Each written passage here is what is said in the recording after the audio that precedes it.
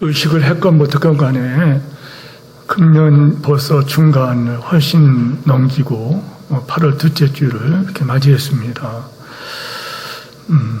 그동안 여러분들이 열심히 사셨던 것을 이렇게 알고 있습니다. 여러분이 각자 나름대로의 중요한 일, 또 꼭 해야 될 일이라 생각하는 것들을 선택하셔서 그 일을 이루기 위해, 성취하기 위해서 여러분들은 최선의 노력을 하면서 여기까지 오셨을 것입니다. 그렇지만 이 시간에 생각하며 점검합니다. 하나님의 자녀된 우리들은 그것보다 더 우선순위를 두고 해야 할 일이 하나님의 자녀된 우리들에게 있다는 것을 점검하고자 하는 것입니다. 하나님의 자녀들은, 세상 사람들은 복잡한 것 같지만은 단순합니다.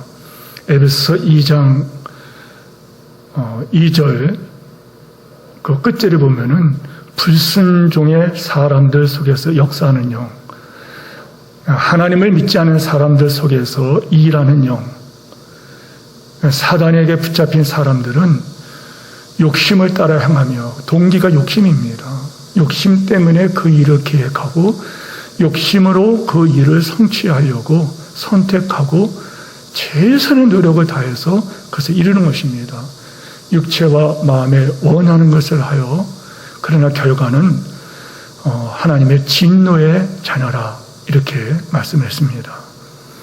하나님의 자녀들은 그렇지 않습니다. 어떤 일을 계획하기 전에, 그 일을 시작하기 전에 먼저 말씀과 기도를 하는 중에 먼저 나와 하나님 관계를 먼저 회복하고, 그 어떤 일을 하나님 뜻인지 아닌지 점검하고 나서 그 일을 선택하고, 하나님의 뜻이라면은 그 뜻을 이루어드리기 위해서 최선의 삶을 살게 된다는 것입니다. 하나님과 나와의 바른 관계를 회복하는 것이 얼마나 중요한지요. 왜 그런가 하면 우리는 이 땅에 보냄받은 출장 인생이기 때문에 그렇습니다. 우리에게서는 이것을 자주 확인하는데, 오늘도 확인하면서 신앙 고백같이 예배 중에 그를 고백했습니다. 우리는 세상으로부터 부름받은 하나님의 백성들이요, 하나님의 자녀들이요, 또한 세상으로 보냄받은 그리스도의 제자들입니다. 이 말은 우리가 세상으로부터 구원을 받았다는 것입니다. 구원을 받은 자들은 또한 세상으로 보냄받은 자, 구원으로 부르심은 사역으로 부르심입니다. 이 고백입니다. 출장 인생, 이 말씀은 하나님의 일을 하도록 보냄받은 자의 삶을 살아야 된다는 그것입니다.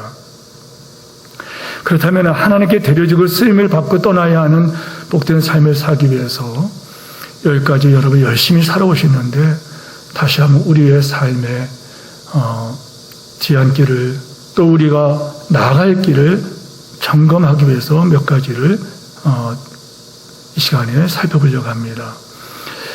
우리가 하나님께 데려지고 쓰임받는 삶을 살기 위해서는 적어도 3가지 중요한 사실을 우리가 알아야 된다는 거예요. 이걸 점검해야 된다는 거예요. 첫째는 내가 누구냐 하는 겁니다. 내가 누구냐. 우리는 어떤 일을 하기 전에 정체성을 확립하는 것이 중요하다는 거예요. 내가 어떤 존재인지를 알아야지 무엇을 해야 할지를 알게 된다는 거예요. 내가 누구냐 하는 것을 알 때에, 그럼 내가 무엇을 해야 되는 것이야. 그렇지 않으면 흔들리게 마련입니다. 자, 우리는 어떤 존재입니까? 나는 누구냐? 내가 뭐냐? 나의 존재에 대한 정체성이 확실해지고 이것이 분명 똑똑하게 고백되고 깨달아진다면은 그 다음에 일, 그 다음에 사역, 어떻게 표현하든 간에 사업, 어떻게 표현하냐, 그것은 중요한 것이 아니에요. 많은 사람들이 내가 누구인가에 대한 분명한 자기 고백이 없거나 깨달음이 없기 때문에, 또 깨달아도 선명하지, 분명하지 않기 때문에 휘청거린다는 거예요. 왜 사람들이 이렇게 방황할까요? 여러분, 왜 사람들이 이렇게 목적 없이 하루하루를 이렇게 풍조에 따라서 살아갈까요? 정체성이 없기 때문에 그랬다는 것입니다. 하나님 앞에서 내가 누구냐? 아직도 확실하지 않기 때문에. 그러므로 이 말은 너무 중요하다는 거예요. 우리들의 정체성은 다른 것이 아닙니다. 이사야서를 통해서 하나님께서 우리에게 말씀하신 말씀이 있어요. 제가 결혼 주례할 때마다 이 말씀을 두 번째 대지로 꼭 전할 때 이사야가 하나님 말씀을 이렇게 대언했습니다. 이 백성은 나의 이름을 위하여, 이 백성은 내 이름을 위하여 내가 지었나니 나의 이름을 찬송하게 하려 함이라. 성도 여러분, 여러분들은 누구냐? 하나님께서 여러분을 만드셨어요. 왜 만들었느냐? 하나님의 이름을 찬송하게 하기 위하여. 그러니 여러분, 우리가 얼마나 영광스러운 존재입니까? 우리 모두 아멘 하시기 바랍니다. 두 번째는 내가 누구냐 하는 이 정체성뿐만 아니라 두 번째는 내가 어느 위치에 있느냐, 그걸 똑바로 파악해야 된다는 거예요. 여러분, 어려운 게 아닙니다. 내가 어떤 위치에 되는 것이냐. 우리는 피조물이라는 겁니다. 하나님은 창조주가 되신다는 거예요. 나는 그분의 목적이 있어서 그분의 목적이 있기 때문에 그분의 목적의 피조물이라는 거예요. 그분의 목적이 있어서 나를 만드셨다는 거예요. 오늘 여러분 하루 아침에 일어나지 않습니까? 저도 아침에 일어났고 여러분도 아침에 일어났죠. 일어날 때마다 저는 의식적으로 그런 기도를 합니다. 하나님, 또 제 생명을 연장시켜 주셨네요. 제 생명을 데려가지 아니하시고 내 영혼을 옮기지 아니하시고 이 땅에 또 깨어나게 하셨습니다. 나에 대한 하나님 목적이 무엇인지 미련하고 드나야 알지 못하네 깨닫게 하시고 하나님 주권적으로 나를 통하여 주의 뜻을 이루어 주옵소서.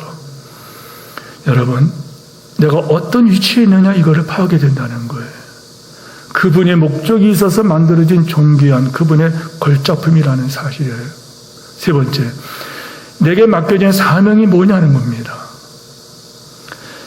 하나님께서는 나를 왜 이 세상에 보내셨으며 내 일생을 통하여 내 삶을 통하여 이루고자 하시는 그것이 무엇인가? 특별히 나에게만 맡겨준 게 있다는 거예요. 이 백성은 실로 내가 나를 위하여 지었나니 나의 이름을 찬송하게 하려 하심이라. 그런데 그 목적을 위하여 하나님께서는 다양하게 사람들을 사명을 맡겼다는 거예요. 그래서 아까 찬양한 대로 주님 뜻이면 내가 나아가리다. 주의 뜻이 아니면 내가 멈춰 서겠습니다. 내가 가고 서는 것 다 주의 뜻이 있으니 오 주님 나를 이끌어 주시기 바랍니다. 뜻하신 그곳에 내가 있기를 원합니다. 여러분, 그런 찬양을 우리가 할 때 감격스럽지 않습니까? 성도 여러분 모두가 이 땅에서 똑같은 직업을 갖고 있는 것도 아니에요. 네. 여러분이 이 땅에 태어나서 사는 것도 다 달라요.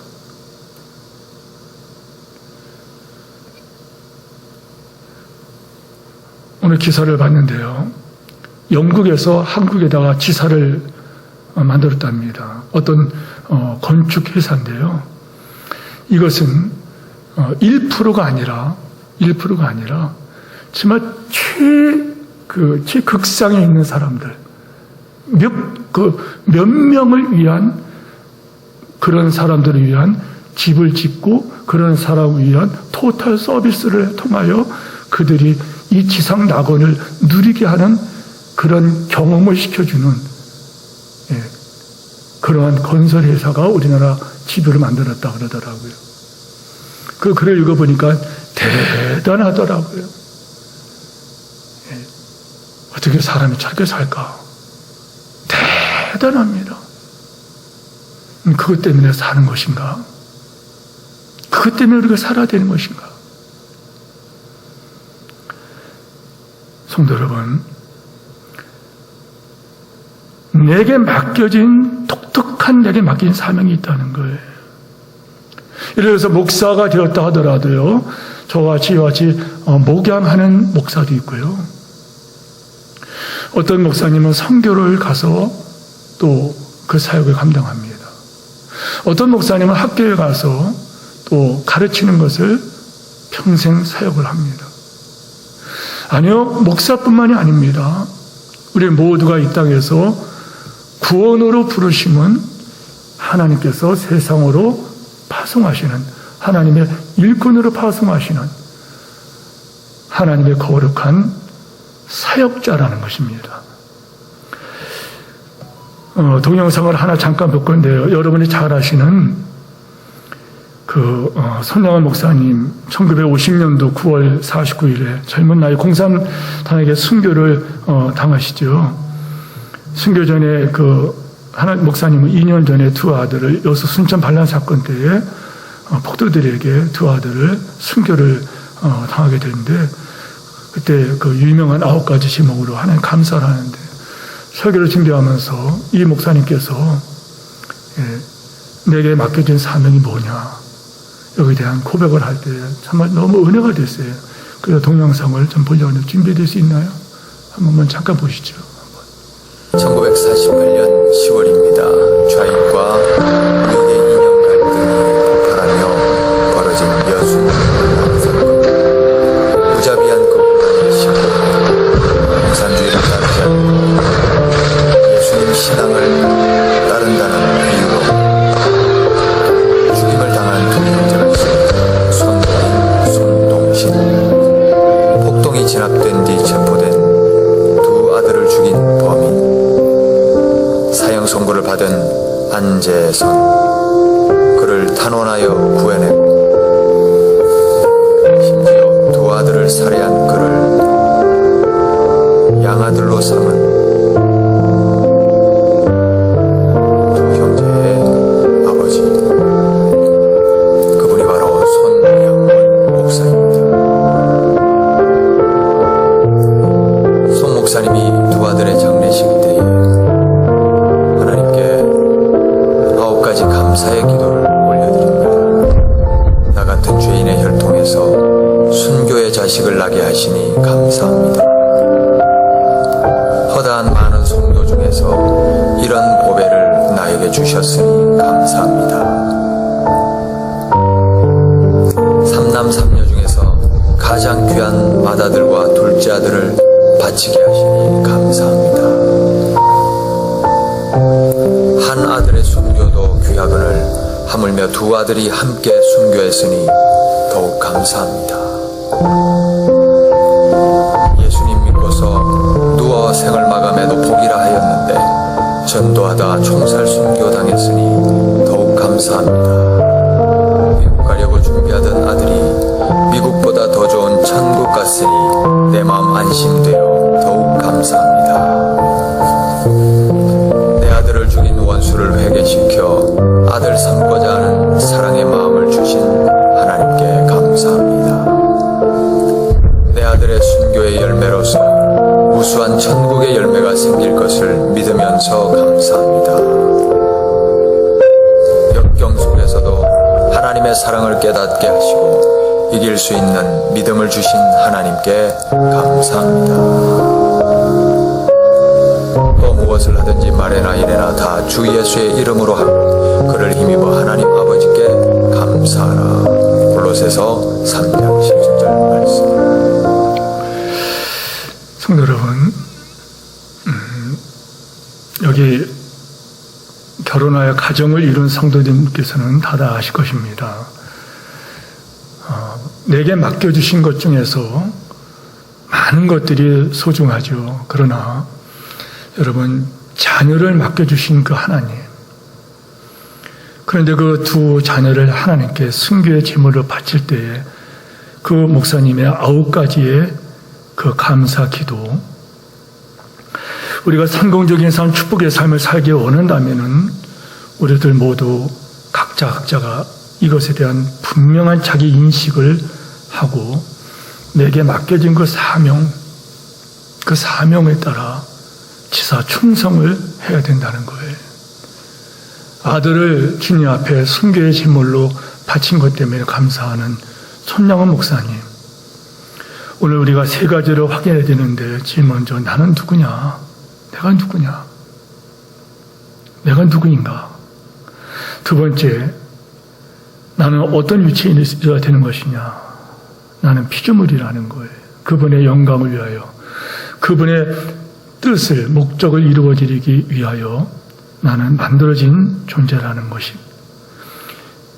내게 맡긴 사명이 무엇이냐? 내게 맡긴 사명이 무엇일까? 여기까지 살아오셨는데 남은 시간을 살아갈 때에는 이 세 가지가 우리 모두에게 독특하게 점검되는 이 은혜가 있어서 이 코로나 때에 더 하나님 앞에 알곡으로 나타나는 여러분에게를 축원합니다. 다시 본문의 말씀을 이렇게 보시기 바랍니다. 사도 바울의 이 편지, 사도 바울의 서신을 보면은요, 사도 바울이 어떤 서신을 읽든지 간에 사도 바울 편지 앞에는 항상 자신을 이렇게 소개합니다. 바울, 사도, 종, 예수 그리스도. 나 바울은 사도로 부르심을 받아. 이렇게 표현하고 어떻든 간에 이 단어가 나와요. 바울, 사도, 종, 예수 그리스도. 파울로스, 아포스톨로스. 예. 그리고 반드시 붙는 게 뭐냐면은 둘로스, 예수 그리스도스, 이 말이 나온다는 거예요. 무슨 말인가 하면은 여러분, 이 바울이라고 하는 말을, 이 말은 여러분 아는 것처럼 지극히 작은 자라 이런 뜻이라고 그랬죠. 그런데 이분이 예수 그리스도 앞에서 자기를 뭐라고 말하나요? 자기는 사도이지만은 종이다 이런 말을 씁니다. 사도라는 것은 보냄을 받은 자라 이런 뜻이에요. 우리나라 말하면 사신, 왕의 사신, 황제의 사신 이렇게 될 거예요. 굉장히 존귀한 이름입니다. 우리는 그가 보내신 자라 이런 표현이 있죠. 그런데 종이라는 말은 그것은 아주 낮은 이름이에요. 사도라는 이름은 높은 이름이 영광된 이름이라면 종, 둘로스라고 하는 이 노예라는 것은 비참한 이름이라는 거예요. 근데 사도 바울은 항상 내가 누구냐 할 때 이 두 이미지를 같이 갖고 있어요. 그는 사도인 동시에 그는 종이요. 노예인 동시에 나는 사도다. 이것이 그의 정체성이라는 거예요. 여기에 그의 신분의 고백이 있고 여기에 사도로서의 사명이 있고 여기에 주의 뜻을 순종하겠다는 노예됨의 원리가 있다는 것입니다. 우리는 이 사도 바울의 본문을 보면서 주님 앞에 서 있는 사도 바울의 정체성에 대한 고백을 한번 점검한 우리 자신을 돌아봐야 된다는 것입니다. 1절 말씀을 보시면은 자기의 정체성에 대해서 두 가지를 오늘은 말을 합니다. 첫째는 뭐냐? 같이 한번 1절 읽어볼까요? 시작. 사람이 마땅히 우리를 그리스도의 일꾼이요 하나님의 비밀을 맡은 자로 여길지어다. 여기 보면은 사람들이 사람들이 우리를 사도 바울은 나는 그리스도의 일꾼이다. 나는 하나님의 비밀을 맡은 자다. 자기 정체성의 고백입니다. 당신이 누굽니까? 할 때, 나는, 이름이 뭡니다. 그건 네 이름이고. 당신 누굽니까? 나는 지금 회사에, 나는 지금 공무원이고, 나는 회사 다니고 있고, 그걸 말하는 게 아니고, 너는 누구냐? 할 때에, 사도 바울은 나는 그리스도의 일꾼이요. 하나님의 비밀을 맡은 자다. 이렇게 알았다는 것. 여기에서 먼저 그는 말하기를 그리스도의 일꾼이다. 일꾼이라고 번역된 말은요, 이거는 특별히 스피리티스라고 하는 이런 표현을 쓴다고 전에 말씀드렸어요. 이 말의 헬라어로 이거는 뭐냐면 노를 젓는 자. 근데 왜 일꾼을 노를 젓는 자로 표현했을까?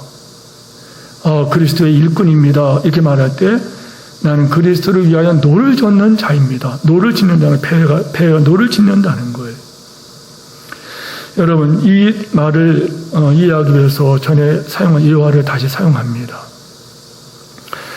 여기에서 하나님 그리스도의 일꾼이라 할 때 그리스도를 위하여 노를 젓는 자다.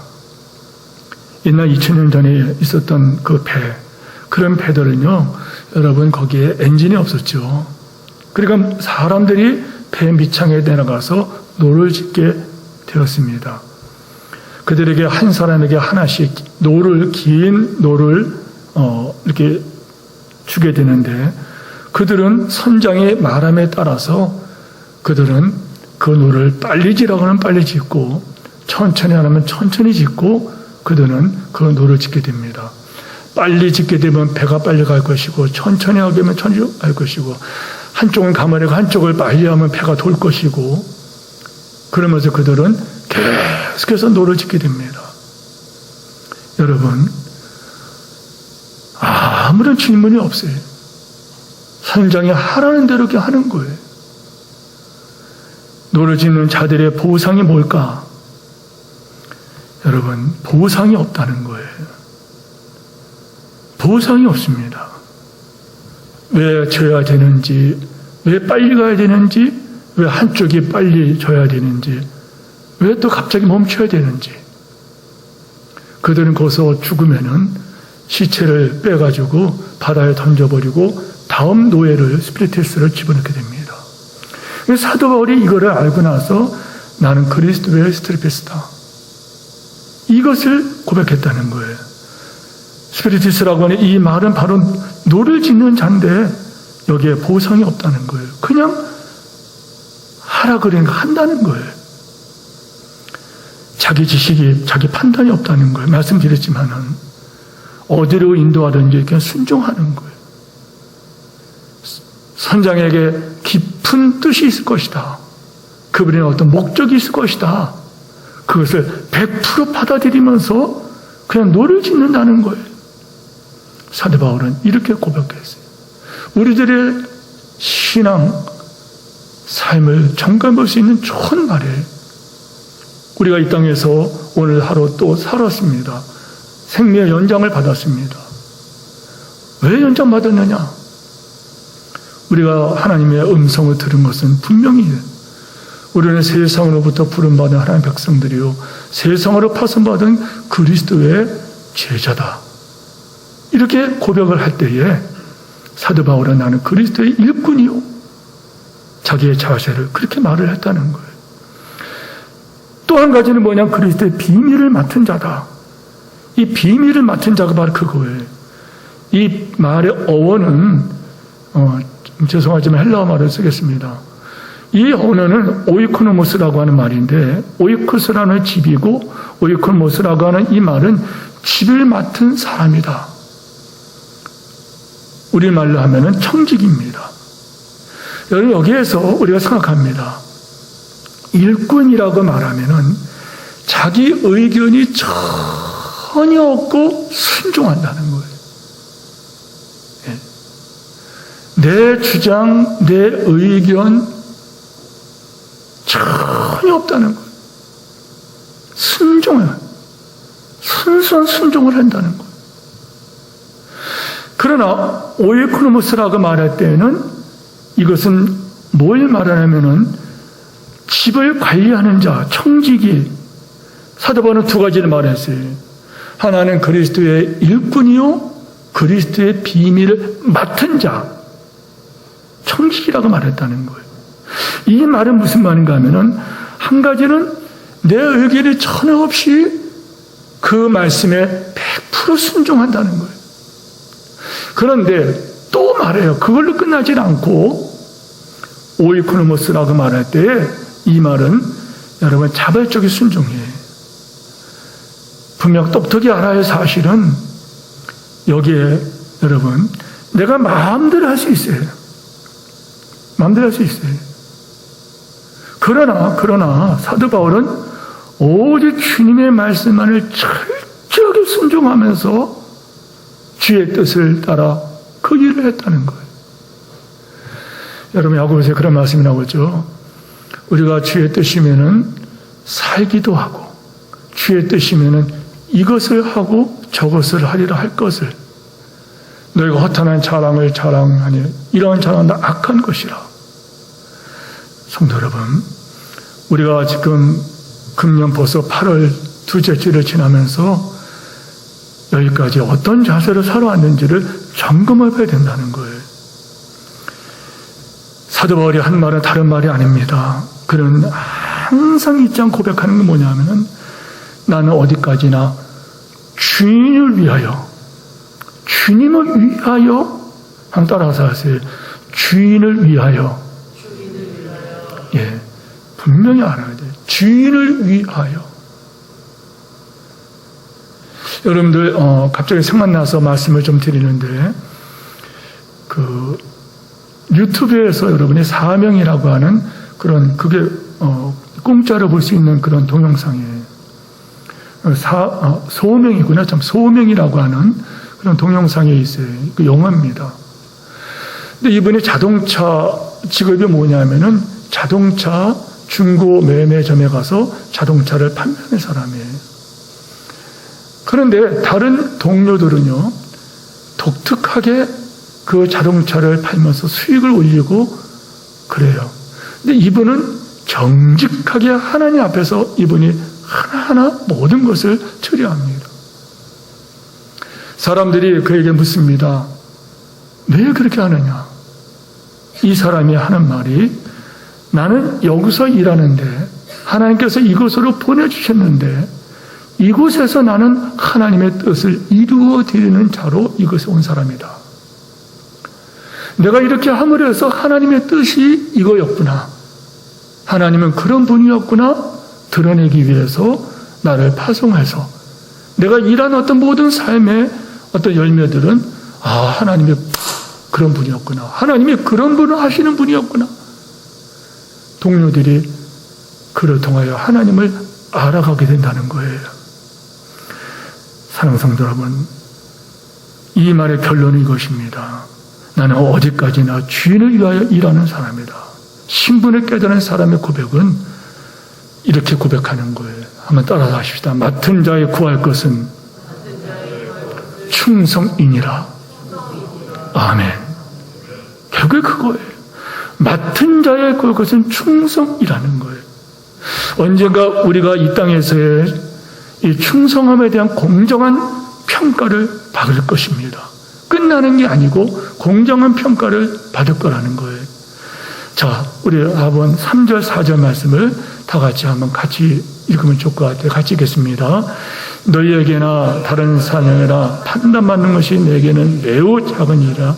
나도 나를 판단하지 아니하노니 내가 죄책과 아무 깨닫지 못하나 이로 말미암아 의롭다함을 얻지 못하느라. 다만 나를 심판하시는 주님이시라. 자, 이 말씀은 3절, 4절 말씀 다시 보세요. 사도 바울이 하는 말입니다. 너희에게나 다른 사람에게나 판단을 받는다는 거예요. 먼저 뭘 합니까? 다른 사람에게 판단받는 것을 말합니다. 요즘 말은 뭐예요? 평판이라는 걸 말하는 거예요. 이런 평판이라고 있죠. 사람들이 저선에 대해서 어떤 말들을 합니다. 이렇게 평판을 합니다. 남들이 나에 대해서 뭐라고 말을 하는 그거를 말하는 것입니다. 사람들은요, 세상 사람들은 여기에 얼마나 민감한지 몰라요. 사람들이 나에 대해서 뭐라고 말하는 데서 얼마나 민감한지 몰라요. 얼마나 민감한지 모릅니다.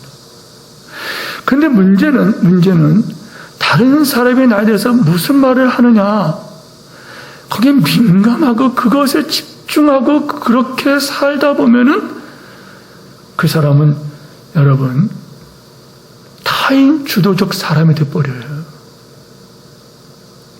예. 타율적인, 타인 주도적인 사람이 되어버려요. 어떤 일을 할 때 사람들이 뭐라 그럴까? 사람들이 뭐라 그럴까? 결국에 삶을 실패해요. 왜요? 삶을 돌아보면은 평판이란 것 때문에 자기 삶이 다 지나가 버렸어요. 사도 바울은 그 정체를 알았어요. 또 하나, 나를 판단한다. 그러나 자책할 것을 깨닫지 못할 정도로 나는 살았다. 사도 바울은 대단한 사람이에요. 나는 진짜 여기까지 가책이 없이 살았다. 최선을 살았기 때문에 나는 가책이 없다. 내가 충실하게 살았고, 내가 나를 판단하더라도 나는 부끄러움이 없다. 여러분, 이 사도 바울은 다른 사람이 판단하는 것뿐만 아니라 스스로 돌아보면서 나는 자책할 것이 없다. 그러나 그것 때문에 스스로 판단하지 않겠다는 거예요. 비록 내가 다른 사람들의 평판뿐만 아니라 나 스스로를 볼 때도 나는 자책할, 스스로 책망할 것이 하나도 없는 사람이다. 그러나 뭐라고 말합니까? 이것 때문에 의롭다면 얻지 못하겠다. 결국 무사람의 마음을 아시는 주님 앞에 모든 것을 판단에 맡길 거기 때문에. 세 번째가 뭡니까? 오직 나를 판단하시는 주님이시다. 하나님만이 나를 판단하신다. 하나님 판단만이 옳은 것이다. 다른 사람이 나에 대해서 뭐라고 판단하든지 아니면 내가 나에 대해서 어떤 생각이 들든 간에 결코 옳은 것도 중요한 것도 아니다. 하나님께서 나를 판단하시는 그것만이 옳은 것이고 그것만이 중요한 것이다. 나는 거기에 기준을 두고 충성을 다하겠다. 이 사도 바울의 삶이었다는 거예요.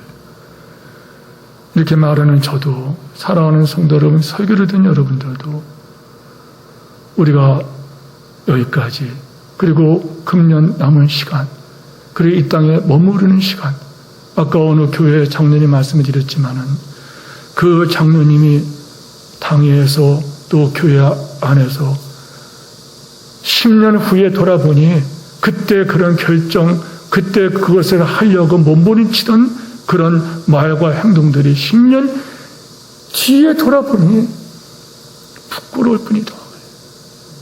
부끄러울 뿐이다.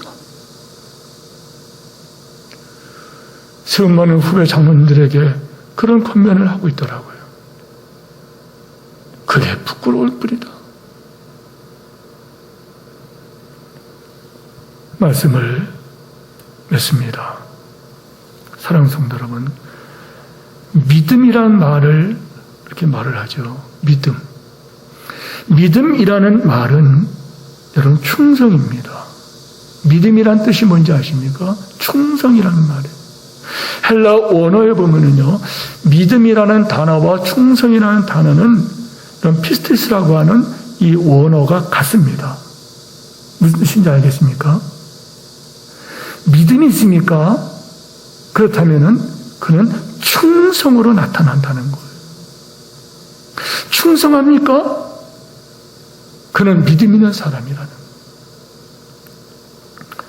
주님의 몸된 교회를 세우기 위하여, 복음을 전하기 위하여, 주님의 오심을 예비하기 위하여 충성했느냐?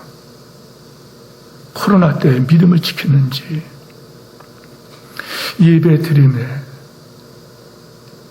충성을 했는지, 헌신할 때, 헌금할 때, 목장 모임과, 그리고 소위 말해서 말로만 그러는 게 아니라 스피리테스 같이 나는 그리스도의 노를 젓는 자다. 노를 젓는 자다. 성도 여러분, 희생하며 봉사에 충성했는지, 금년에 3분의 2가 지나가고 있는데요. 의식을 하고 못하고 세월은 지나가고, 모든 인생 각자의 속도대로, 모든 인생은 각자의 속도대로 하나님 앞으로 하나님을 향하여 가고 있다는, 각자의 속도라는 거예요. 80에 떠난다, 90에 떠난다, 아니에요. 아닙니다. 제 누님은 37살에 세상을 떠나셨어요. 아니요, 제가 부목사를 했을 때 어떤 성도는요, 7살에 세상을 떠났어요. 그 아이는 학교도 들어가지 못하고 여러분, 참 이쁘게 신앙생활 잘했는데 그 성도는 7살에 세상을 떠났어요. 우리 모두는 각자의 시간의 속도대로 하나님께로 가고 있어요. 그러므로 때가 이르기 전, 곧 주께서 오시기 전까지 아무것도 판단하지 말고, 판단하지 말라. 그가, 주님께서 어둠에 감춘 것들, 가려진 것들이 다 드러낼 것이고, 마음의 뜻을 다 나타낼 것이고, 그때에 각 사람에게 하나님으로부터 칭찬이 있으리라. 아멘 하십시다. 다 드러난다는 거예요. 다 드러난다는 거예요. 그때에 각 사람에게 하나님께로부터 칭찬이 있으리라. 그때 칭찬받는 여러분 되기를 간절히 축원합니다.